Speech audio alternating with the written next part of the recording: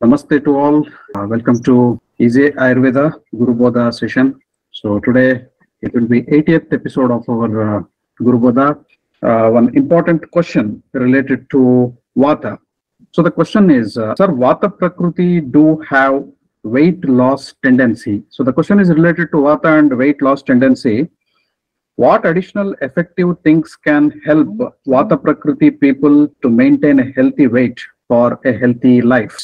So weight loss, weight losing tendency, Vata Prakriti. So is it directly correlatable? So or what can we consider this, sir? Kindly throw some light on this particular topic related to Vata and weight losing tendency, and what to do if there is weight losing tendency in Vata Prakriti people. Generally, we need to understand Vata has a typical characters, and that character is very important. Is the first one is Ruksha, followed by Shita, Lagu. All these characters are there. Definitely, these things, particularly Lagu and Ruksha, will influence the person in such a way that he cannot put on the weight. Because of that reason, because it's constitutionally in his bija itself, it is influenced by Vata dosha in such a way that he will have a lean muscles and comparatively he will be lean and thin. That's the reason we will talk about that is a Prakriti of that. And that Prakriti cannot be changed of any person. But only thing is that in order to maintain that Prakriti, because a Vata Prakriti person is more prone for easily to get Vata diseases very easily. So he can succumb to the Vata disorders like pain, dryness, and cold and all those things. So in order to overcome those things, we need to specifically target the lakshanas of Vata which is responsible for it. For example, in this Vata Prakriti, a person is lean and thin. So we are talking about only that part. Then definitely it is influenced by the Lagu Guna of the Vata. So Lagu Guna of the Vata doesn't allow the person to become heftier. So in order to overcome the effect of Lagu Guna, we need to select something which is Guru. So for that purpose, we need to select some protein-rich products which he could able to digest very easily. Depending upon his Agni, we need to feed on that part of it in order to maintain it. You need no question of whether you will become bulky and your body weight may grow. That may not be the reason. Only in order to maintain it. So when there is a continuous usage of muscles, then there may be the person becomes more and thin and he may lose weight. In order to maintain that part level of weight, of initial weight, we need to give protein-rich contents which can maintain the things. So along with that, generalized Vata quenching materials like Snehana, something like if it is that done, then definitely that is also going to help a person to maintain the proper weight. And of course, the other lakshanas of Vata Prakriti, if it is there, accordingly we can be using the contrast qualities, materials which can nullify those effects. So here in this case, losing the weight, in order to maintain the weight, that was the question. So only we can concentrate on how to tackle the Lagu Guna of Vata. So Lagu Guna of Vata can be tackled by Snehana as well as some protein-rich products which is easily digestible. Okay, thank you, sir, on your input. So, sir, the point here is the weight losing tendency. So Vata Prakriti people have a more weight losing tendency, even if it is a Prakriti, or they're on the thinner side. So here it is a matter of balance. Like we know different Prakritis have different body frames right from the birth. So here anyhow Vata Prakriti people are thin, and basically their Lagu Ruksha Guna, as you said, rightly said, doesn't allow in putting on the weight. But the balance is the key factor here. They shouldn't allow themselves to go on the worse side of the scale, and whatever measures you have mentioned, like using Sneha and lot more things.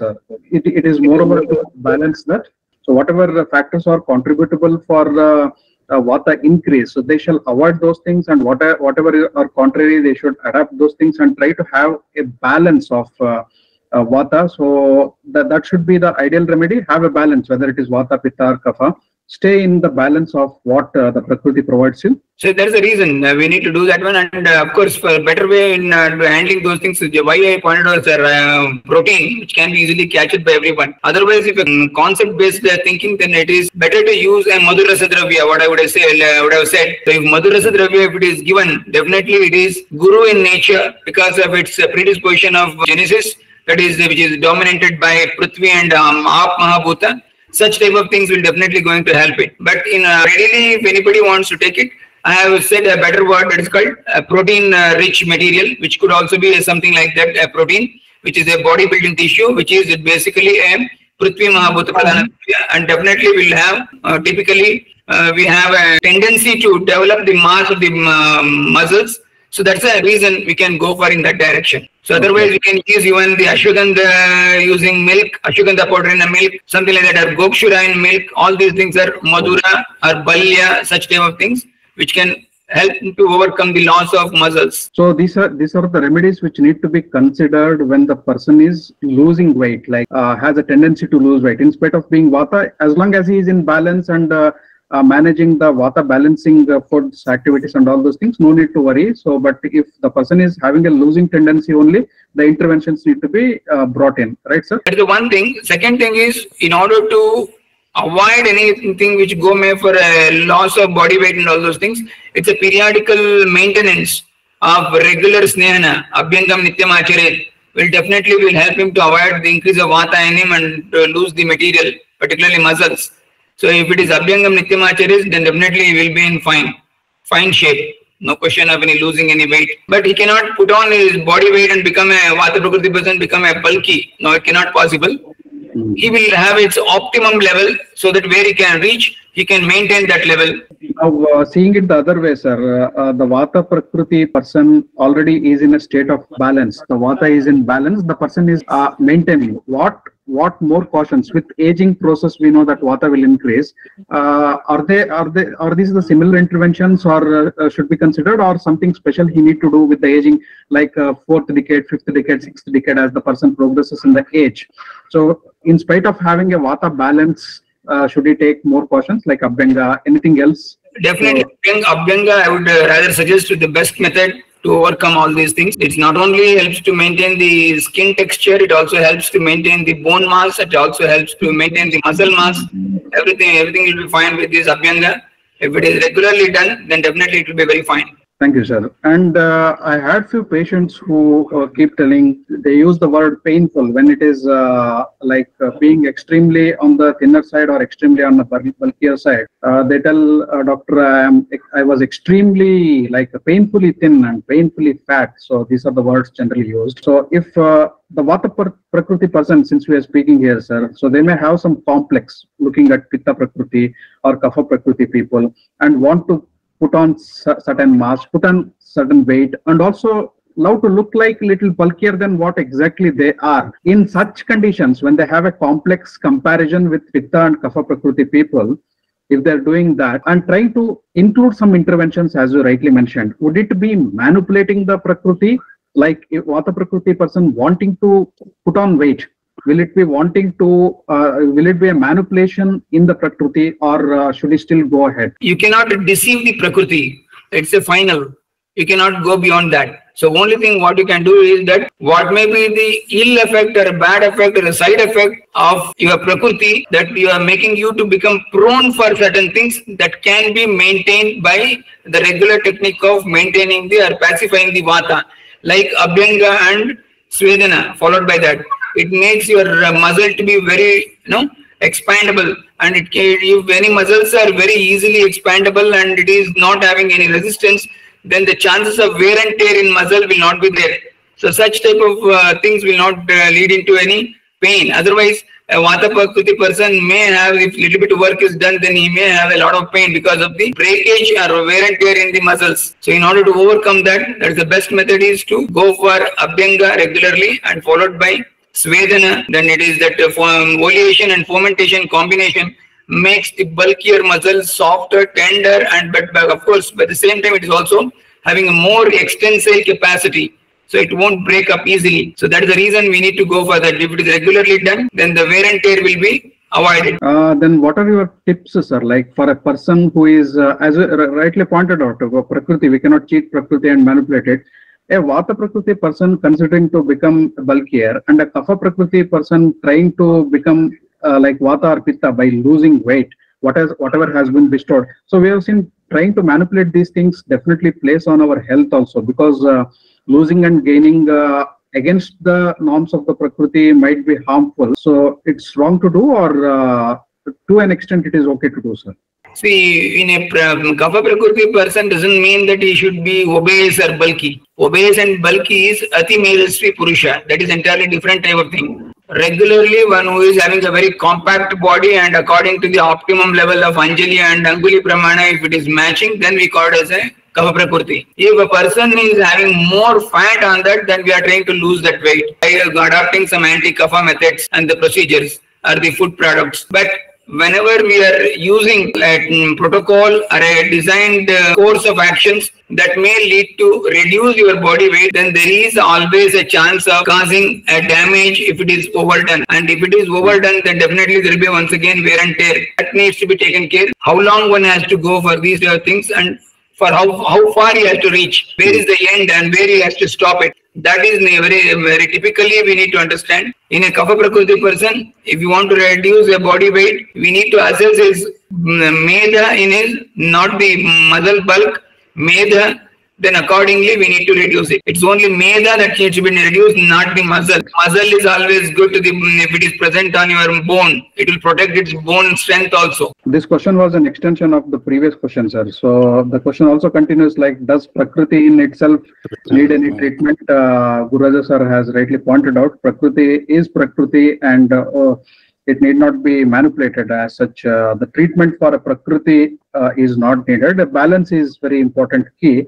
Regarding this particular question also, sir, there are a couple of questions here. The question was in full, does Prakriti in itself need any treatment? No is the answer, as already clarified by this one. A Vata person has shorter lifespan. Should we not try to extend his lifespan? Should we not try to prevent the impending Vata Vyadhis that the person is prone to suffer? Point of contention that if you leave a Vata Prakriti person as is without trying to do anything to him, by the time he comes to his like 50s and 60s, where Vata naturally aggravates with age, in the last 1/3 of the lifespan, anybody will have Vata dominance. With that, in the Prakriti also, by nature, if he is Vata Prakriti person only, so there are good chances that the person is going to have a shorter lifespan. And this is by definition, it is told in the Prakriti analysis. I think Acharya Sushrita mentions that Vata Prakriti person will have shorter lifespan if it. So question is, one thing, it is very clear that we have to address the issue of Vata dosha whenever there is a disease in a Vata Prakriti person. But say as a mild anti-Vata measure, should we not be giving something in terms of therapy or medicine, or at least in terms of diet, to keep Vata under check so that his lifespan and the quality of life, etc., increases without any Vata aggravation taking place? Gururaja sir, your comments on this, please. Should we not try to extend his lifespan, was the question. Yes, sir. A Vata person has usually shorter lifespan. It is something like a postmortem finding. See, it's very, very difficult to tell anybody that he will going to live up to only 56 years, 62 years, 72 years. No, this is a very, very difficult task and such prediction cannot be made. Then how can we say that the person, somebody who might have died due to various reasons? But what the intention of Acharyas while explaining is that when we compare to a standard pattern of Vata Prakriti, Pitta Prakriti and Kapha Prakriti, where in a natural course, decaying will be because of the body bulk and the mass is less. So decaying will be more in older ages, and as soon as there will be decaying, then there will be easy deaths or early deaths was the predicted one. But it doesn't mean that all Vata persons will die very early. It is also not true. If you maintain your regular Abhyanga and Svedana, these procedures, and adopting certain Madhurasa Dravyas as per the need and requirement of a condition, if you try to maintain, then there will be no question on that. The other point is, same in the Samhitas, we will find other information. Very clearly it says, Karshameva Varam Staulyat. The one who is lean and thin is Vara than compared to one who is Staulya. The expected thing is that Staulya person will die earlier. That's even the modern medicine also contemplates the same thing. Those your body weight and bulk is more and heavy, then you are more prone for cardiac disease and early deaths. Whereas a person who is lean and thin, I've seen a person who is lean and thin, they will extend up to 80 years, 90 years.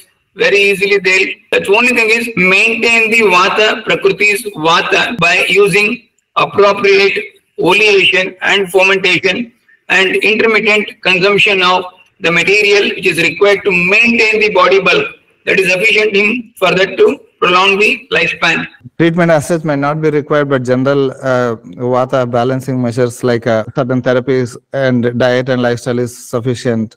Yeah, so Gururaja sir almost has covered very important vital points. I would like to add on certain things to this lifespan part of Gururaja sir gave two perspectives also, like Karshimeva Varam. So as it is said, on one side, Karsha is a point of concern.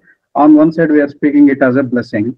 So here, Vata itself is a driving force, as we know. Yantra Tantra Daraha. Recently, our Dr. Saujanya was covering the Vata Vadis introduction in detail. The Yantra Tantra Daraha, it is, as it has been explained. So it is the central force which drives many activities. So Vata is totally active.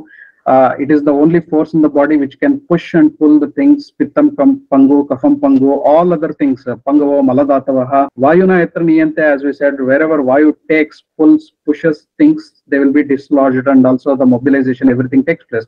So it can be understood that throughout the life, every movement Vata is doing one or the other activity. So Vata also has typically Ruksha, Lagu, and all those gunas. So because of continuous activities of Vata, so generally the body tends to get light, tends to get dry, and lot more things. So the balancing things like Abhyanga and other things, as Gururaja sir rightly pointed out at the beginning of our discussion, should be rightly brought into the picture. So, and we should also see that there is no buffer for Vata. So like in all Prakritis, like the Vata system will always have a wear and tear phenomenon.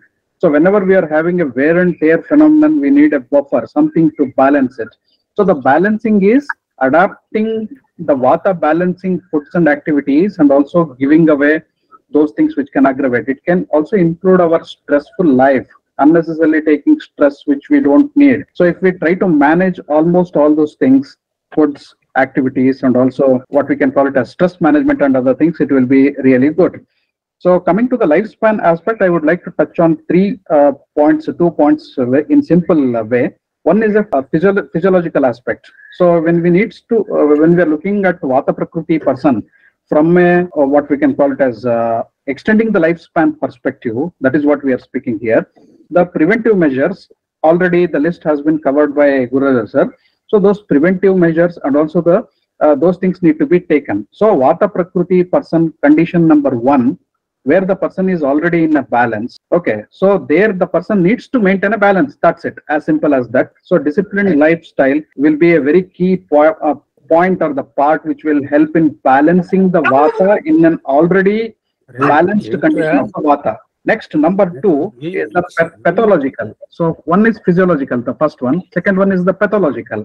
Let us consider the person has developed some Vata disorders or premonitory symptoms of Vata disorders towards aging process or whatever it is. There the caution is very important. The caution, Nidana Parivarjana. So here we will take Vyadhi itself as a Nidana and try to eradicate it. So we will identify the signs and symptoms of Vata Vyadhi very earlier and try to address that. So in that way, we will be extending the lifespan of the cells, the muscles, so whatever it is there. So because Vata is touching on almost all the principles, all the tissues of the body, including the excreta, everything is under the control of Vata. So physiological, point number 1, balance is the key, pathological, cure is the key, and the third one is the philosophical aspect of the lifespan. We don't know, because lifespan for every individual, it will be totally different. In spite of having all the balance and balancing measures correctly followed in a Vata Prakriti person, we cannot determine whether the person will have a short lifespan or the long lifespan. So all these 3 things, physiological, pathological, and philosophical aspects of the lifespan needs to be touched upon. And the philosophical is one thing, the lifespan, what we speak about, the Ayu and other things, we don't know how much is in our account. So only after, so it may be a sudden declaration. So this is the end of it, or we don't know till what our lifespan extends. So considering all these things, we should be looking at the lifespan of a Vata individual. Other things is Grutapana and consumption of Yamakas, Gruta and Taila combinations. And also Vasti is very important one which is preventive and curative also. Rasayanas from 40s. Now, if we consider that the average lifespan of the Kali Yuga is less, so what we can go is with some rasayanas which are really helpful. Brutas also, some grutas also in the form of rasayanas can be used. And very importantly, towards the old age, when Vata increases, the bone, joint and muscle health will be very, very important. And the fat is the buffer in our system. So the bone health, joint health, muscle health, and the fat health is optimum muscle health. All these things needs to be balanced. And last but not the least, Vata will tend to hit the marmas, especially towards the aging process. We need not have any nidanas. The increasing Vata, if it is not balanced, it will definitely hit the marma. So also finding the symptoms of the marma bigata, where those symptoms are there, in which marmasthana, addressing those things with preventive measures will be another point of concern. And very importantly, the proneness. Vata Prakriti, since they will be prone to get some disorders, if we can manage them in the prodromal condition or in an earlier condition, always having a vision that they might develop these problems will be very important. And last but not the least, look into the family history of the problems. If on an average everybody is Vata Prakriti people in the family, and what average problems or disorders those people, the ancestors, are having, including the parents, and try to even make a guesswork and a protocol for the person that these people also may hire those problems once they enter into their late 40s or 50s or 60s, and try to have a balance of their diet, life activities, stress, and almost all the things. These are the points I just want to add. Thank you. One important we can add in the regular protocol of maintaining health, for particularly of Vata persons, is Matra Basti on a daily basis, or on a day-to-day basis, or maybe in alternate days. So Matra Basti with Kshirabala definitely will going to help in a much bigger way. So that is easy, and even without any help also, the person in the individual can also take it very easily. Related to this, there are a few questions here.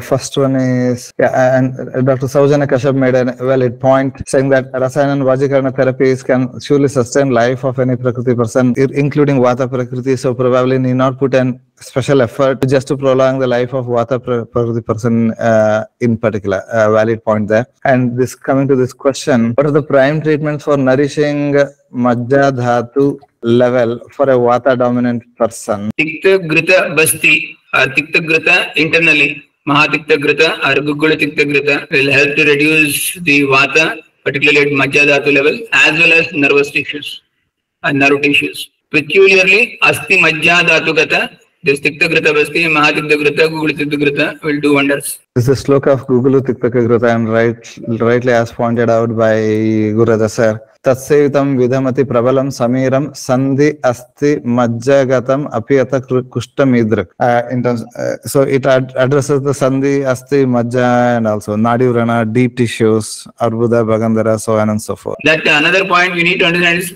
Prabala Samira, very clearly it is said, Prabala Samiram, very high-natured Vata, a dominant Vata, if it is also affecting, then also we can use this. So any damage which is of Pravara nature, that can also be suppressed by using Gugula Tikta Grita. Like we have told many times, this is also available in the form of capsule now.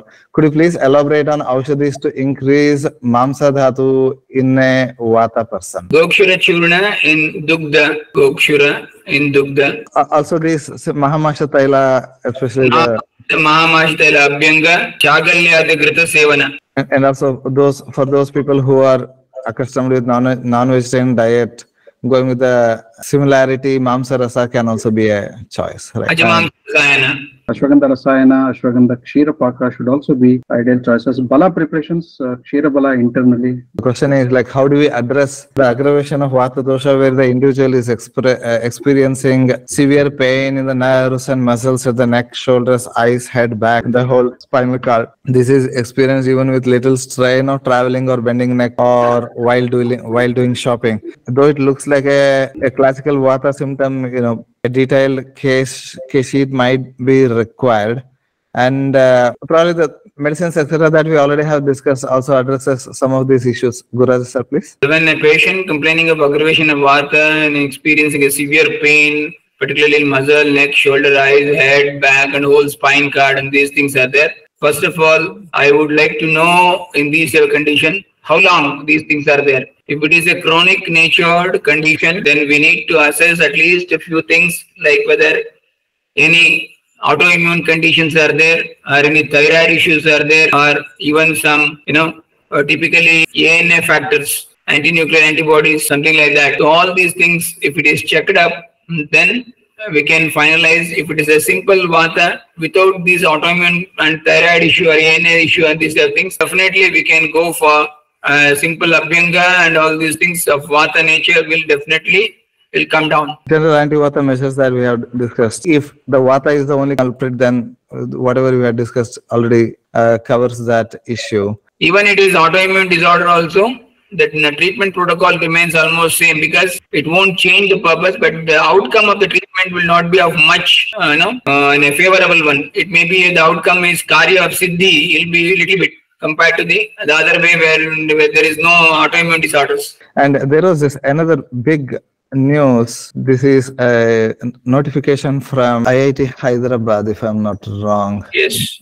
M.Tech in Medical Device Innovation, self-sponsored category, meaning there is no aid, etc. So you need to cover your own expenses for this if you want to take a structured hands-on project-based program suitable for industry professionals or healthcare professionals. A unique master's degree program to foster the development of world-class affordable medical devices to address the existing gap in the country. So it's a master degree. So if one has to go there, he has to have a degree for sure. And of course, there will be an entrance test. It's not like anybody can do that. Still, going for the duration is 2 years, like it's told here. Eligibility criteria, it says like a biomedical engineering branch. Of course, they will be involved because medicine and engineering fusion point is biomedical engineering, engineering physics, instrumentation, computer science, all this AI, mechanical engineering, because some equipment building, biotechnology, chemical engineering, goes on and on and on. And then the MSc in any discipline. And then there is MBBS, of course, they would want to enter. And now there is this BAMS, which is a very welcome step. Finally, somebody is recognizing that we are worth of something. It's a very important thing. Though anyone who has designed this course and all things, definitely a thought of thing. Ayurveda, there are n number of Ayurveda colleges and practitioners across India, but we have got a lot of medical equipments which is suitable for MBBS and such things. But in Ayurveda, in the name of any equipment, right now it's a very, very few are not at all there. So in anybody, based on the concepts of Ayurveda, using the IA, artificial intelligence or something like that, so design certain equipments like just like something you put a cup to your hand and it will say what is your prakriti or what is the present temperature or something like that. Based on that, whether your pitta is high, pitta is low or something like that, that gives in a form of a graph or something like that, or it gives you something in a quantitative or a quantable way it can be expressed. Such things will come. Definitely it will just open up the Ayurveda way of practice into a different world altogether. Of course, I'm just anticipating all these things happen. So in future, the things may happen in this way. When Ayurvedic doctors will also have in their own innovative equipment for purpose of our own way of practicing things, and it is going to even evaluate our treatment protocol and the outcome of the treatment, which can be measurable and quantifiable with using these equipments. And also, sir, I mean, if it is say that innovation can also go to our instruments which we use, for example, a Shirodhara machine, or even say Basi treatment, optimizing for the right pressure and everything, because in the Basi, the errors can be, the manual errors can be big. So that can be minimized or even nullified if the technology is applied correctly. And another one is like wherever this Shirodhara or such things are there, and even for that matter, if just for the quality control in terms of somebody is doing Abhyanga, and if he has some, if the therapist has in his hand some signal which is getting relayed back to a machine to just check how much pressure is being applied. So even in the therapeutic instruments and equipments also there is huge scope. And also, even if it is say modern research, or even if we say out and out diet and calorie based, some modern research, having an Ayurveda doctor in the team will always brings that wholesomeness to the to that particular research program to come up with, say, modern diet protocol and so on and so forth. And Vasanta Reddy ji is chiming in. She is a PhD, and she is actually involved in clinical trials. She chimes in and says, with so many variables being considered in Ayurvedic treatment, development of algorithms and artificial intelligence will be useful. There is now with ChatGPT and many other things coming, starting from smaller startups to bigger institutes like Infosys, TCS, etc. Everybody is thinking of how to incorporate that, and with that, the ChatGPT and it has suddenly created a huge amount of interest in the artificial intelligence improvement. And one of the big advantage with this artificial intelligence in particular is that it can take many variable data components, like Vasanta Reddy ji has rightly pointed out here, do those calculations which is possible for a human being, but it would take, say, 1 week. It can do it in, say, 30 minutes to 1 hour. So this is going to change how the technology gets incorporated into human life. And probably with this, with artificial intelligence and new technologies coming in, even how we are doing the clinical research, even the modern clinical research that is being done, can be rewritten so that we may not need so many patients and so many things, so many parameters to test, and there should be an artificial intelligence way to arrive at conclusions with maybe smaller set of patients itself. So that also looks exciting. Also, with so many levels of measures of body mechanizing can be very useful in accurate measurement. And one of the taboos with Nadi Pariksha is, though many equipments have come, it is still a very subjective test. Even with the many different equipments are there, because it was told it came publicly in the Shark Tank episode where one Nadi Pariksha, this startup was evaluated, and one of the sharks sitting there told that she has already gone through many of the devices, and each device gives their own interpretation which is not consistent. Nadi Tarangini is one such device, but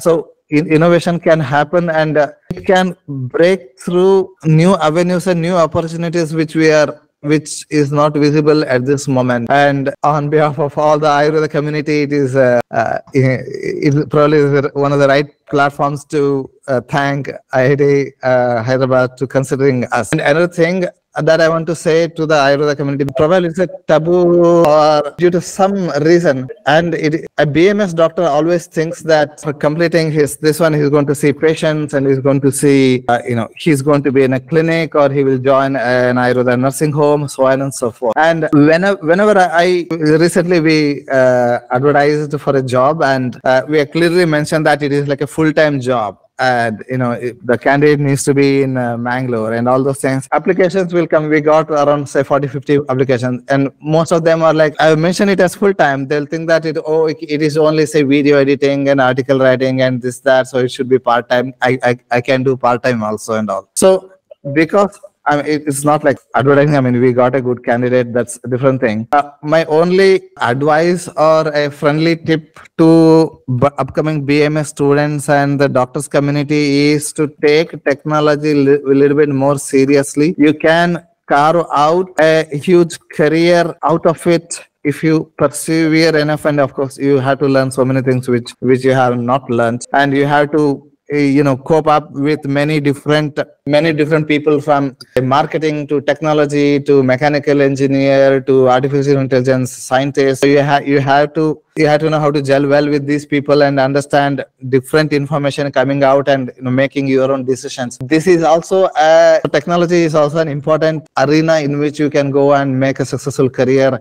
And if the startup goes to $1 billion valuation and all, probably you're going to get richer through this way than the regular clinical way. I'm not undermining the importance of Ayurveda medicine clinics and such things.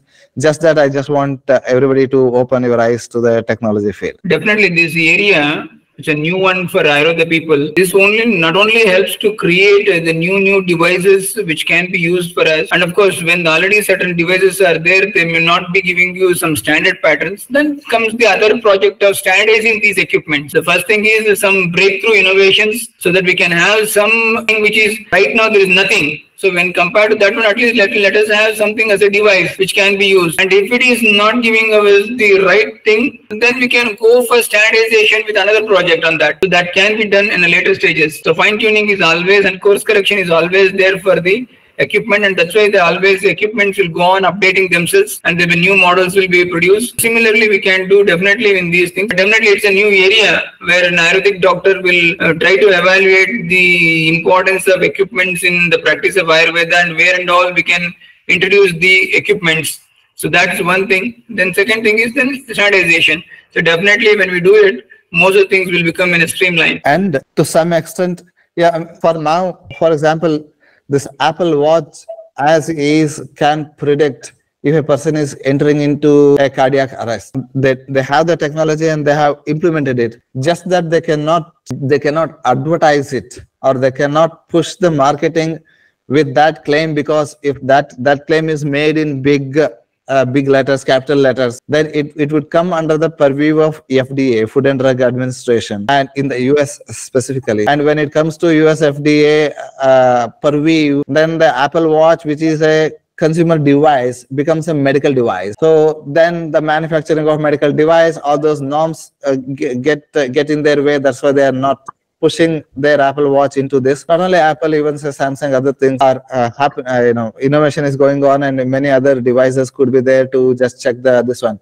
And nowadays, even rings are available, which would just keep on collecting the data regarding the blood circulation and how our fingers are moving and all those things, and that data gets collected over a period of time, and they can draw a graph of how heart is functioning, circulatory system, this, that, everything can be measured. And so that is another point. And yes, sir. So well said. I think there was a flow. I didn't want to interrupt. You went with the flow, and Gururaja sir also went with the flow, and beautiful points were already summarized and also enlisted regarding technology in Ayurveda.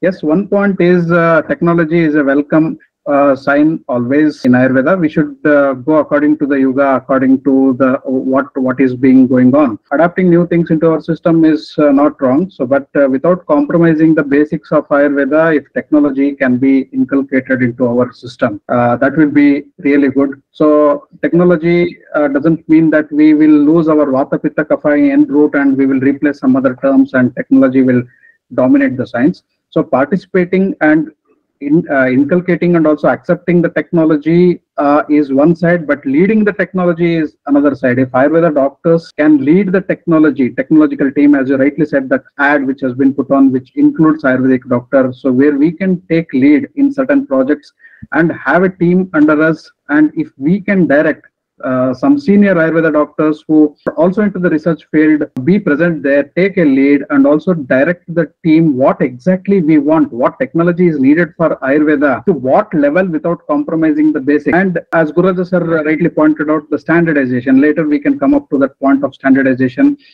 After experimenting a lot, it takes maybe ages, many few years before we come to that particular point. But yes, technology is important. Without compromising the things, we can take into those things. I have heard many Ayurveda hospitals like running and rushing in a hurry. This is the sad thing. One example I want to give is the Vasti Dravya, where a chronology of mixing the dravyas has been mentioned. So while preparing the medicated enema, there is a chronology of mixing of the things. Okay, Saindavam, Makshikam, Sneham, in that particular order.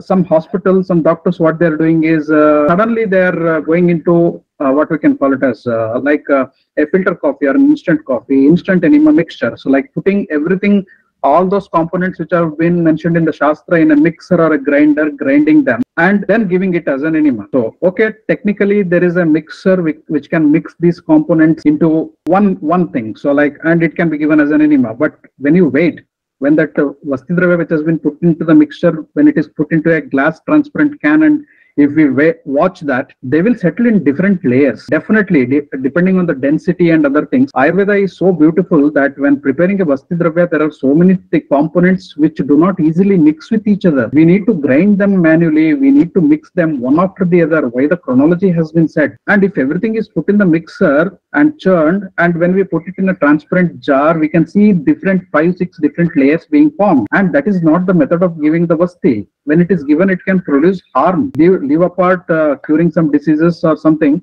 it can definitely harm the patient. So this is technology used in the worst possible way. There is a mixer and grinder. My skill tells that I will use that for preparing a Vastidravya, and the point of homogeneous mixture is lost there. The religious approach has been the textual, or what we can call it as Shastra, the touch of Shastra was lost there. So when technology is involved and when we program some machine for preparation of Vastidravya in a easier way, as Heber sir rightly pointed out, which takes 7 to 10 days might be finished in half an hour preparation. And there are so many things which we can, like Basmas, Kupipakva Rasayanas, for everything technology can be used.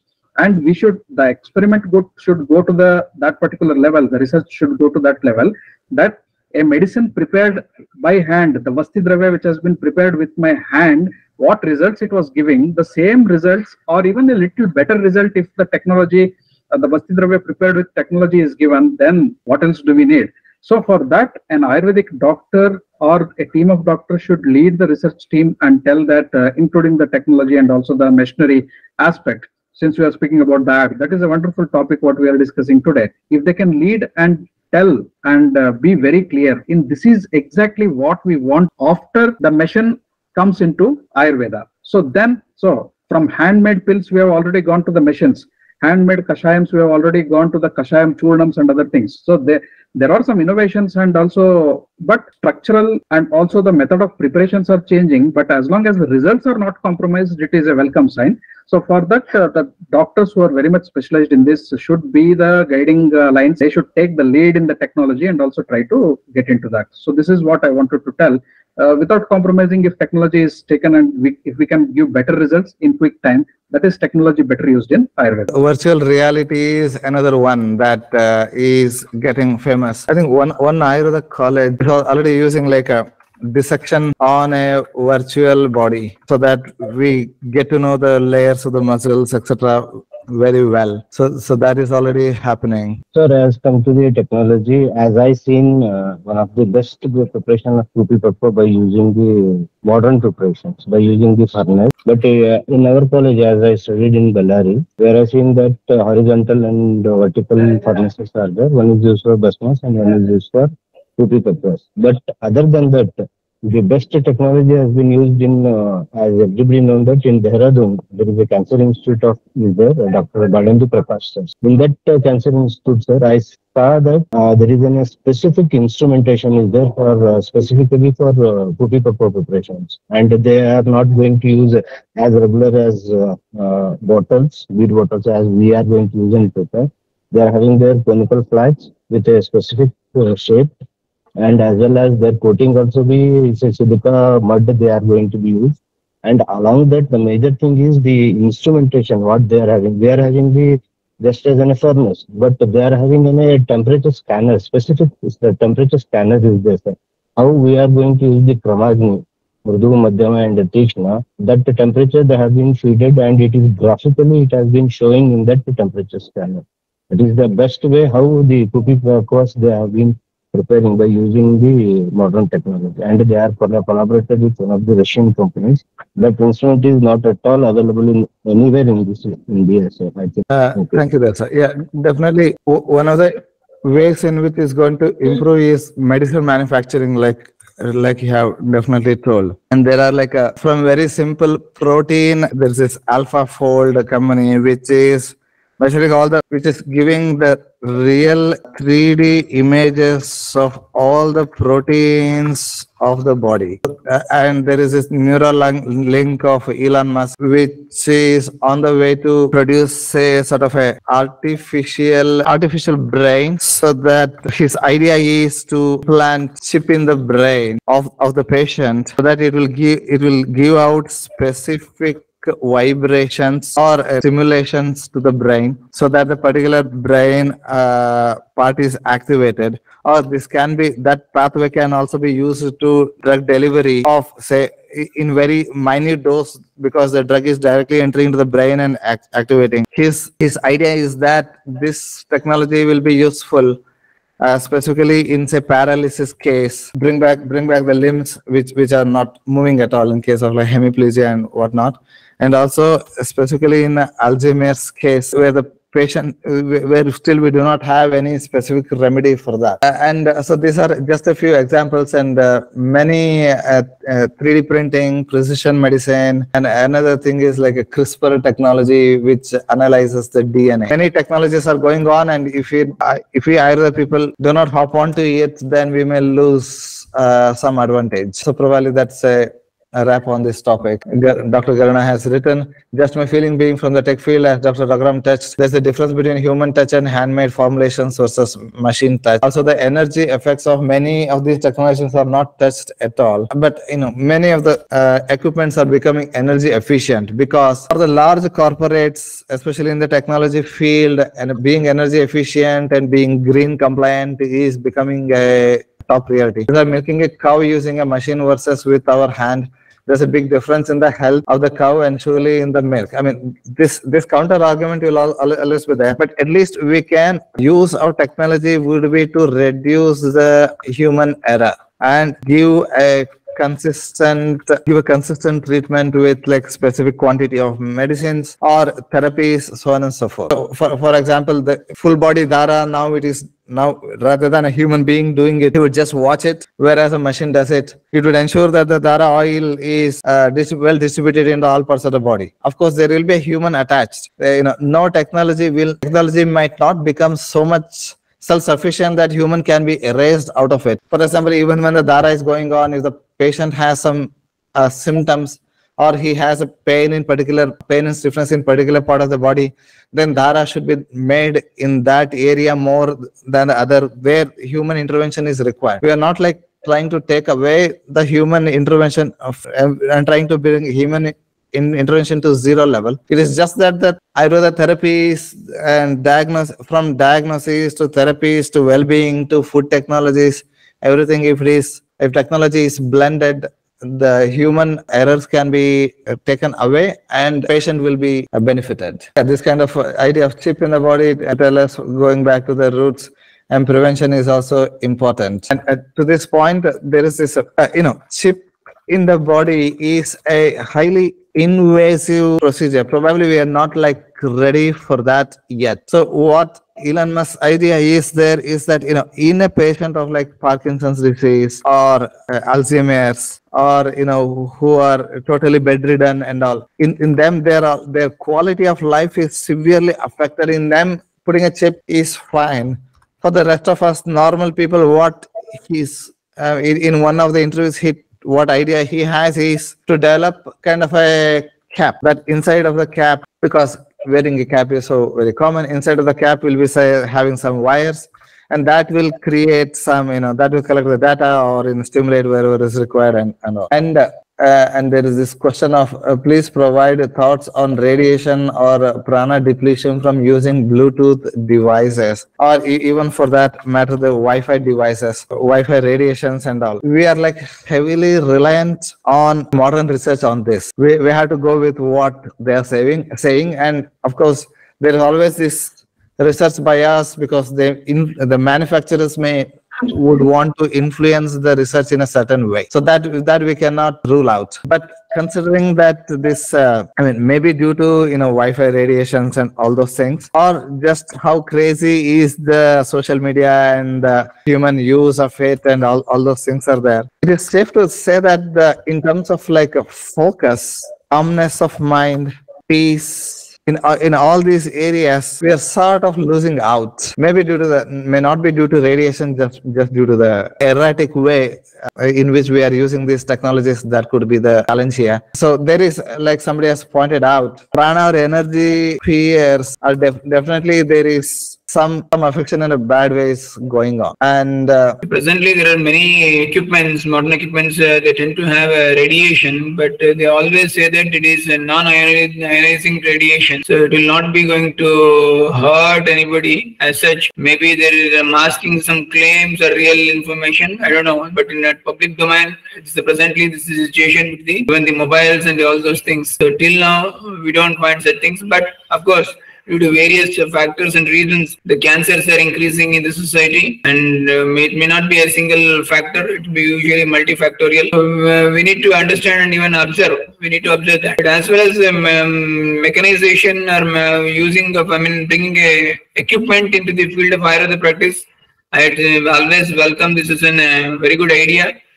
Definitely, it will give you much more confidence in what you are practicing, because most of the times when we say that, we talk about those things which is intangible in a nature, it cannot be even touched, so we not feel that. Whereas in the modern medicine, if a person goes and there will be some equipment, he will be made to lie on this one and some photo is taken, something, and at the end of things he will be having some film in his hand, some cassettes, some CDs, something like that. He will have that my health record is there in this. You will have some feeling, something like that. We need to have some sort of that type of technology we need to adopt and bring a thing which can measure the outcome of the Ayurveda treatment, or which can guide us through the Ayurveda treatment. For example, by using an infrared one, we can identify where is the exact place of pain, and we can, the body may, the instrument may suggest to go for such type of massaging there and using such particular oil, because it's emitting such a type of radiation there.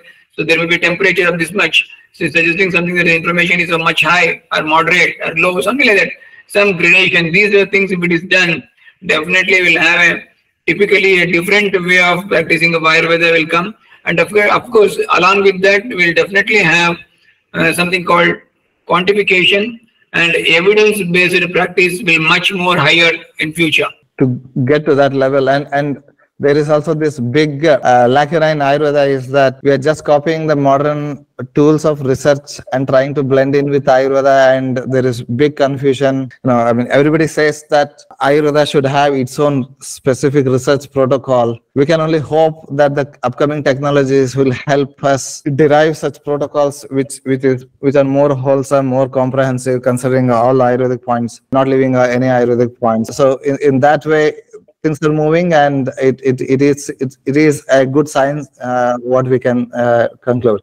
And considering the radiation, etc., everybody is aware of it. 5G technology and so on and so forth. Even the manufacturers and the technology people are also considering ways in which they can reduce the energy intake and maximize the output of the workload. So not only in the energy, even in terms of safety, also many things are going on. It's not like we technology is bad, we cannot conclude as such at this point of time. Namaste.